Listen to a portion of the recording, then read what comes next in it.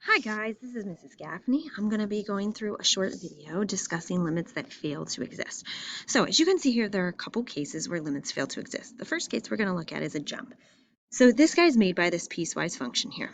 Now I want to point out that if we take the limit as x approaches 2 from the left of f of x and purely that one-sided limit, okay, we would have an answer. As we're coming in on the left side of 2, our function is approaching a height of 2. If I asked for the limit as x approaches 2 from the right side, once again, this would have an answer. As we come in on the right side of 2, we are approaching a height of 4. So those one-sided limits would have an answer. But if I asked for the limit as x approaches 2 in general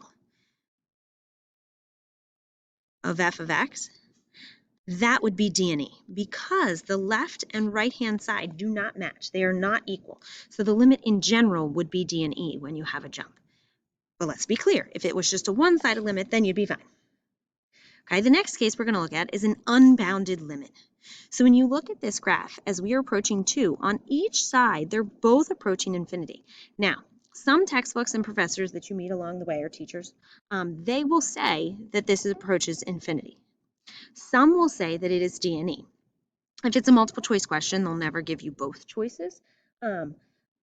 In cases like this, you could also see a graph like this, where they both go down around 2 with that vertical asymptote, okay? And if I asked for the limit as x approaches 2 of that guy, you could say negative infinity. Know that some people, though, will say D and E, okay? And then you could also have the case where one goes up and one goes down, like that, around your asymptote. Now that, since they don't match from the left and right-hand side, that would have to be D and E no matter what. Okay, you can only say the infinity or negative infinity if both sides are approaching that value. Well, infinity is not technically a value, but so you can see on the left and right-hand side, they're both going up forever and ever and ever and ever. And in this one, they're both going down forever and ever and ever.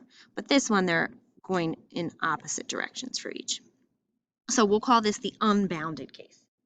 And then the third case that we could see is an oscillating function. So it's basically a function, and it's going up and down and up and down and up and down so quickly here around 0. Okay, so this is a graph of sine of 1 over x. And it says beware of technology, because if you zoom in and you keep zooming in, I'm going to pause real quick because of this announcement on the loudspeaker.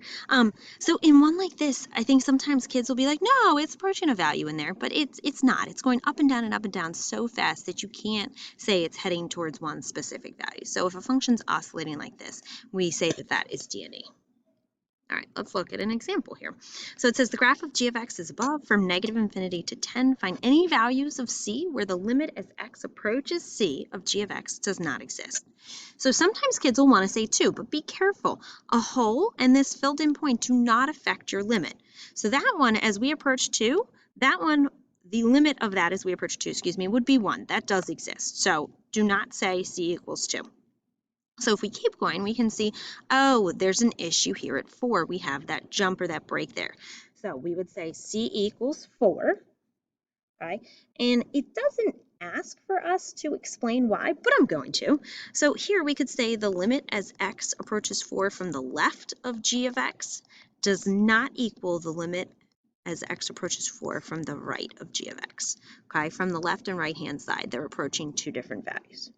Okay, and then if we keep going, we can see we have an issue here with the unbounded behavior around 7. So we would say c equals 7, and our rationale there could be the limit as x approaches 7 of g of x equals positive infinity, which is going to be unbounded.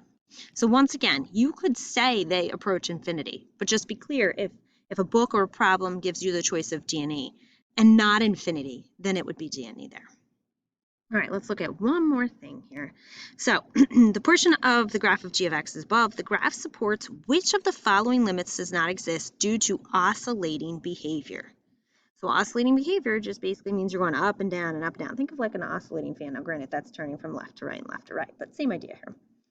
Okay, so let's go through. The limit as x approaches -2. No, that's fine. We're not oscillating there. That's good. The limit as x approaches 2. So it's D and E there, but it's D and E because of the jump, not oscillating behavior.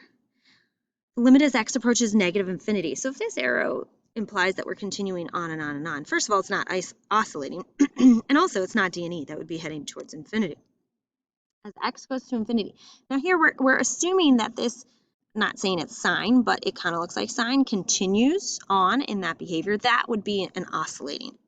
Okay, so that would be D&E. You can't say that that's heading towards one specific value.